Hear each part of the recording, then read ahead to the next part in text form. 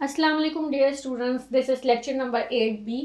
Last lecture में हम लोगों ने सिंपल हार्मोनिक मोशन किया था और मैंने उसमें आप लोगों को डेफिनेशन और डेरिवेशन करने के लिए दी थी। और इसके अलावा जो टर्म्स मैंने करवाई थी वो मैंने बोला था कि अभी नहीं लिखिएगा, बाद में मैं आप लोगों को बताऊंगी। उसके बाद फिर आप लोग उसको अपने रजिस्टर्स में नोट डाउन करेंगे। ओके, अब आज हम लोग न्यू टॉपिक स्टार्ट करने जा रहे हैं जो कि हमारे पास है पेज नंबर 229 पर। 12.4 सेक्शन में है example of simple harmonic motion. Example of simple harmonic motion.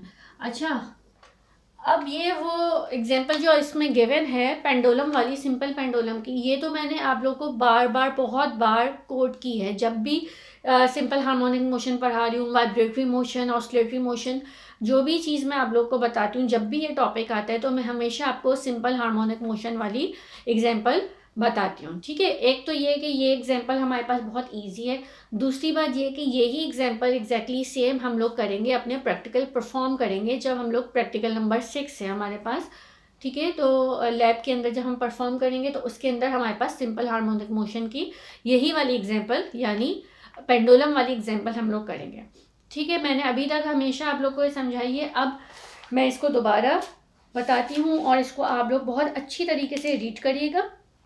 Exams में ये अलग से रिड्यूस सिलेबस के अंदर भी ये आई है, इसका मतलब है कि ये आप लोग के पास आ सकती है। ठीक है, तो आप लोग एग्जैक्टली सेम लिखना चाहें और नहीं तो फिर अपनी वर्डिंग्स में करके इस सिंपल हार्मोनिक मोशन की इस एग्जाम्पल को आप लोग अपने रजिस्टर्स में लिखेंगे।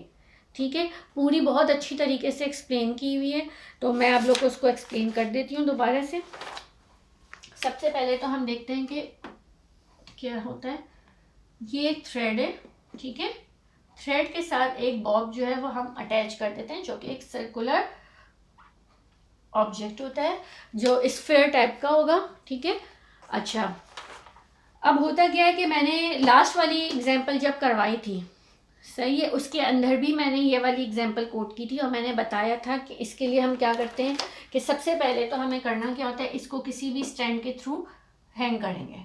ठीक है, अच्छा, अब उसके बाद हम क्या करेंगे, यहाँ एक स्केल रख लें अपने और स्केल पे यहाँ पे हमने मार्किंग कर ली। मैंने इसलिए बताया था आप लोग को, अगर याद हो पिछला वाला लेक्चर, तो उसके अंदर मैंने 50 cm पे स्केल रखा था ताकि मिड में स्केल रखा हुआ, जो हमारे पास बड़ा स्केल होता है ना, मीटर स्केल जो होता है जो कि लैब के अंदर यूज़ हो रहा होगा, उसका 50 cm। अगर आप लोग को कुछ ऐसे नहीं समझ आता है तो आप लोग क्या कर सकते हैं, आप लोग अपने स्केल से, जो छोटा स्केल आप लोग के पास होते हैं, उससे आप यहाँ पे एक पॉइंट पे आपने सबसे पहले जहाँ पे मीन पोजीशन पे यहाँ पे चौक से एक मार्क लगा लिया। ठीक है, मार्क लगाने के बाद यहाँ से 10 cm या 10 cm ले लें या यहाँ से 5 cm के ऊपर दूसरी मार्किंग कर लें। ये मैं साथ साथ समझ लें कि आप लोग को एग्जाम्पल के साथ साथ एक आप लोग का प्रैक्टिकल भी जो है वो भी बता रही हूँ कि हम किस तरह से इसको परफॉर्म करेंगे। ठीक है, ये अच्छी तरीके से समझ लीजिएगा, ये आप लोग के पास प्रैक्टिकल में भी आने वाला है। ओके, अच्छा, अब हमने ये मार्किंग कर ली, ये हमने बोल दिया यहाँ पे 0 था, यहाँ पे 5 cm था और यहाँ पे भी 5 था। ओके, अच्छा, लिखा हुआ क्या है, सबसे पहले हम रीड करना स्टार्ट करते हैं।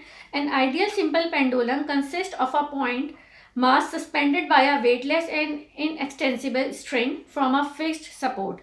In practice, a small metallic bob suspended by a fine string serves the purpose as shown in figure.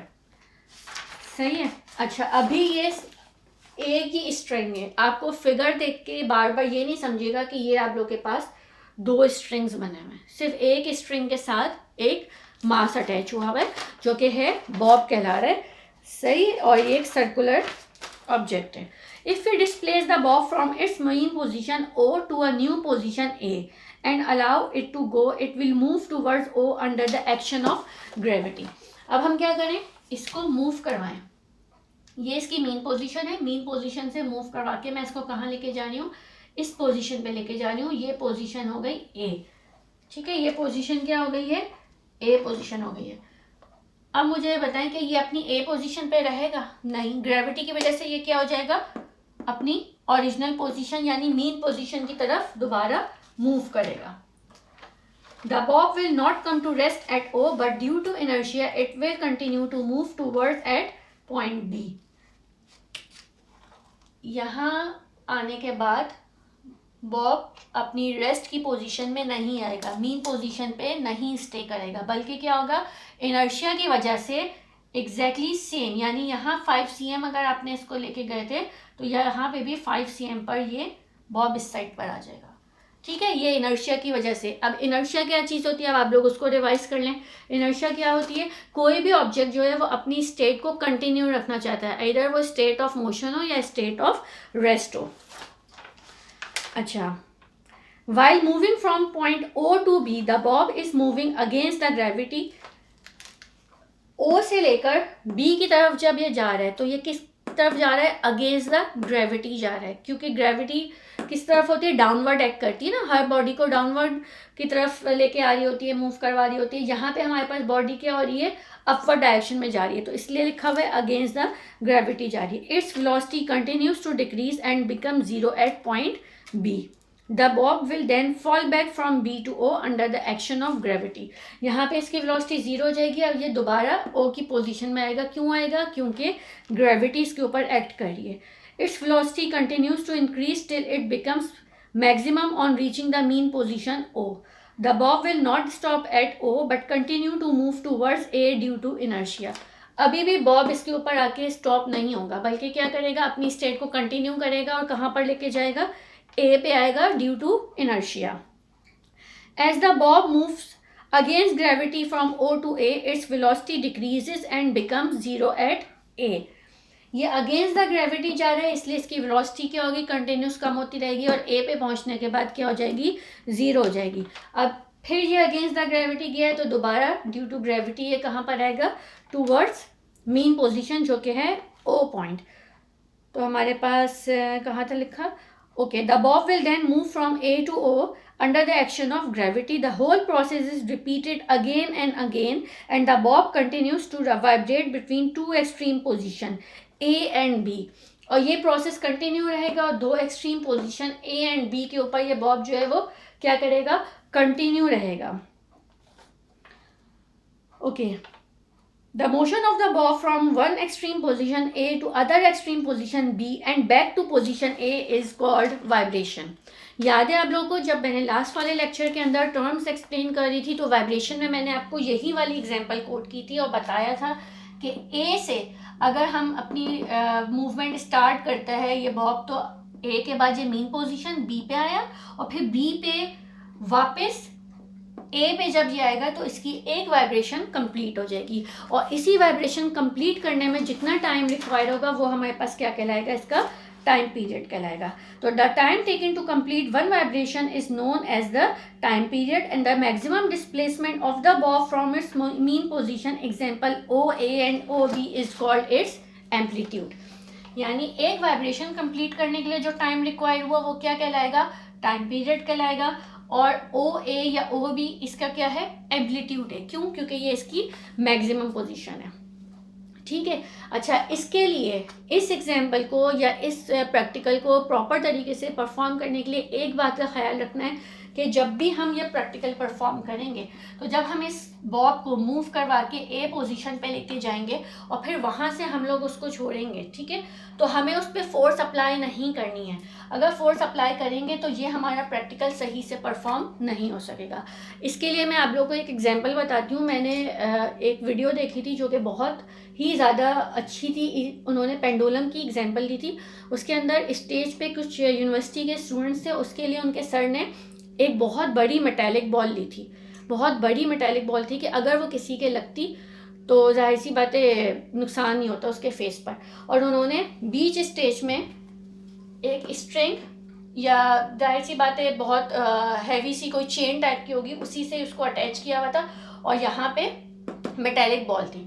Okay, एक साइड पे वो यहाँ जैसे ए पोजीशन है, यहाँ पे वो खुद खड़े हुए और दूसरी साइड पर अपने ही एक स्टूडेंट को खड़ा किया था। ठीक है, और फिर उन्होंने बिल्कुल इस तरह से खड़े हुए थे कि ये जो आप लोग के पास मेटालिक बॉल है ना, वो बिल्कुल नोज से थोड़ा सा दूर आके रुकती थी। और वहाँ से उन्होंने उसको विदाउट एनी फोर्स छोड़ा था। और फिर एग्जैक्टली सेम वहाँ पे जो उनका स्टूडेंट खड़ा हुआ था, उन्होंने ये एग्जांपल दी थी कि अगर हम फोर्स अप्लाई किए बगैर जितने डिस्टेंस पे इसको इस एम्पलीट्यूड पे मूव करवाते हैं, यानी ओ से ए की पोजीशन में लेके जाते हैं, तो एग्जैक्टली सेम एम्पलीट्यूड पे वो यहाँ पे मूव करेगी। यानी अगर मैंने यहाँ 5 cm के डिस्टेंस पे रखा है तो यहाँ भी ये 5 cm में ही जाएगी, 5.5 cm नहीं जाएगी। अगर मैंने इस पर फोर्स अप्लाई कर दी, या फिर सराउंडिंग्स में एयर बहुत ज़्यादा चल रही है, वो उस वक्त होगा जब थ्रेड है और फिर बहुत ज़्यादा मूवमेंट डिफरेंट हो गई है फोर्स वगैरह की वजह से, तो फिर हमारे पास ये चेंजेस आती हैं। अदरवाइज़ क्या होता है, यहाँ पे अगर कोई चीज़ हो और वो यहाँ पर एग्जैक्टली सेम एम्पलीट्यूड पर जाती है, इतना ही डिस्टेंस कवर करती है जितना डिस्टेंस वो यहाँ पे कवर करती है, फिर ग्रेजुअली क्या होती है, कम होना शुरू हो जाता है। पेंडुलम आप लोगों ने अगर वो क्लॉक्स देखी होंगी तो क्या होता है, इस तरह से मूव करते करते फिर स्लो डाउन होती रहती है।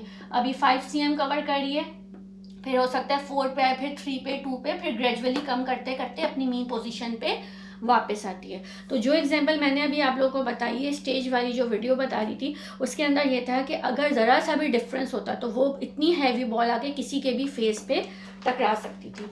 ठीक है, अच्छा नेक्स्ट हमारे पास है, as the bob is at its lowest position at point O, its potential energy is minimum here while its kinetic energy is maximum। Kinetic energy और पोटेंशियल एनर्जी हम लोगों ने चैप्टर नंबर 8 में पढ़ी थी। काइनेटिक एनर्जी हमारे पास क्या होती है, हाफ mv² होती है, जो कि हमारे ऊपर किसके ऊपर डिपेंड करती है, वेलोसिटी एंड मास के ऊपर डिपेंड करती है। और पोटेंशियल एनर्जी हमारे पास हाइट भी होती है, यानी पोजीशन के ऊपर डिपेंड कर रही होती है, उसमें हाइट इन्वॉल्व थी, ग्रेविटी इन्वॉल्व थी, यही 2 चीज़ें इन्वॉल्व थी मास के साथ साथ। Okay, for that reason its velocity is maximum at the mean position. तो वेलोसिटी कहाँ पे मैक्सिमम होगी, मीन पोजीशन पे मैक्सिमम होगी। The bob is at its highest point at either of its extreme position, here its potential energy is maximum while the kinetic energy is minimum. यानी जो highest points हैं, ए और B points हैं, यहाँ पर आपकी पोटेंशियल एनर्जी ज़्यादा होगी और काइनेटिक एनर्जी मिनिमम होगी। इस पॉइंट के ऊपर, मीन पोजीशन के ऊपर, हमारे पास काइनेटिक एनर्जी मैक्सिमम होगी और पोटेंशियल एनर्जी मिनिमम होगी। क्यों? क्योंकि यहाँ पर हाइट तो इन्वॉल्व ही नहीं है हमारे पास। Okay, here therefore the velocity of the bob at A or B is 0 at all other points between the mean position and the extreme position. The energy of the bob is partly kinetic and partly potential, but the total energy at any point during the course of oscillation is constant. इसका क्या मतलब है, A और B point पे हमारे पास kinetic energy क्या हो जाएगी, 0 हो जाएगी। सही है, वेलोसिटी यहाँ पर क्या होगी, ए और बी पर 0 हो जाएगी, और यहाँ पे सबसे ज़्यादा क्या होगा, पोटेंशियल एनर्जी होगी। अच्छा, इस पॉइंट पे हमारे पास पोटेंशियल एनर्जी क्या होगी, मिनिमम होगी, और काइनेटिक एनर्जी मैक्सिमम होगी। उसके अलावा ये जो बीच की पोजीशंस होंगी, यहाँ पे काइनेटिक एनर्जी और पोटेंशियल एनर्जी दोनों सम अप होके आ रही होंगी, but the total amount of energy always remains constant. ये हमारे पास law of conservation of energy होता है कि हमारे पास किसी भी पॉइंट पे देखें तो हमारे पास अमाउंट ऑफ एनर्जी क्या होगी, कांस्टेंट होगी। हाँ, इस पॉइंट पे पोटेंशियल एनर्जी ज़्यादा है लेकिन वेलोसिटी 0 हो रही है, तो काइनेटिक एनर्जी भी मिनिमम हो गई, 0 हो गई। यहाँ पे पोटेंशियल एनर्जी नहीं है, बल्कि क्या चीज़ मैक्सिमम है, काइनेटिक एनर्जी है। Okay, from the above discussion we have observed that the acceleration in simple pendulum is directly proportional to its displacement and is directed towards mean position। वही simple harmonic motion वाली चीज़ दोबारा आ गई है कि acceleration क्या होती है, डायरेक्टली प्रोपोर्शनल होती है डिस्प्लेसमेंट के, लेकिन हमेशा एक्सेलरेशन की डायरेक्शन क्या होती है, towards its mean position. Therefore, the motion of a simple pendulum can be considered as a simple harmonic motion, and the pendulum itself can be considered as a harmonic oscillator। ठीक है, ये pendulum को हम क्या बोल सकते हैं, वो ऑब्जेक्ट जो कि सिंपल हार्मोनिक मोशन प्रोड्यूस कर रहे होते हैं उनको हम क्या बोलते हैं, हार्मोनिक ऑसिलेटर्स बोलते हैं। If the amplitude of the motion is sufficiently small, then the time period t of the simple pendulum is given by t is equal to 2 pi under root L upon G। ये वाला formula जो हमारे पास लिखा हुआ है, ये हमारे पास practical हम जब परफॉर्म करेंगे तो उस वक्त इस फॉर्मूले के अकॉर्डिंग हम लोग अपना टाइम पीरियड देखते हैं। ठीक है, अच्छा हमारे पास टाइम पीरियड कैसे निकल के आ सकते हैं, लेंथ जो हम लोग मेजर कर रहे होंगे, यानी लेंथ जितनी हम रखेंगे ये इसकी किस चीज़ की, ये जो हमारे पास थ्रेड है इसकी लेंथ जितनी भी होगी वो लेंथ यहाँ पर आ जाएगी। जी क्या है, ग्रेविटी है, और पाई हमारे पास कांस्टेंट वैल्यू होती है, दैट इज 3.142। सब्सटीट्यूट करेंगे तो हमारे पास टाइम पीरियड फाइंड आउट हो जाएगा। Where L is the length of the pendulum and g is the acceleration due to gravity at the place of the experiment. A pendulum is called seconds pendulum. ये वाली line जो आखिर में दो लिखी हुई है मैं पढ़ा रही हूँ, ये मार्क कर लें, ये आप लोग को अक्सर ब्लैंक्स में नजर आएंगी। A pendulum is called seconds pendulum if it takes 2 seconds to complete one oscillation. वो पेंडुलम जो कि एक वाइब्रेशन कंप्लीट करने के लिए 2 seconds का टाइम लेता है, हम उसको क्या बोलते हैं, सेकंड्स पेंडुलम कहते हैं। It is used in clocks to record time. ठीक है, इसमें कोई मसला किसी को? ये example of simple harmonic motion है जो कि बहुत इजी भी है, और आप लोग चाहें तो उसको अपनी वर्डिंग्स में भी कर लीजिएगा। अगर आप लोगों को लगता है कि ये थोड़ा मुश्किल लिखा हुआ है लेकिन बहुत ज़्यादा इजी लिखा हुआ है ये भी, तो आप लोग इसको example of simple harmonic motion को अपने अपने रजिस्टर्स में भी लिख लीजिएगा। और आखिर की जो 2 लाइंस मैंने बताई हैं ये ब्लैंक्स के लिए मार्क कर लीजिएगा। इसको बहुत अच्छी तरीके से समझिएगा। जब हम लोग इंशाल्लाह प्रैक्टिकल्स परफॉर्म करेंगे तो ये वाली एग्जाम्पल हमारे पास बहुत काम आएगी। क्यों? क्योंकि ये हमारे पास प्रैक्टिकल नंबर 6 है। Okay class, thank you.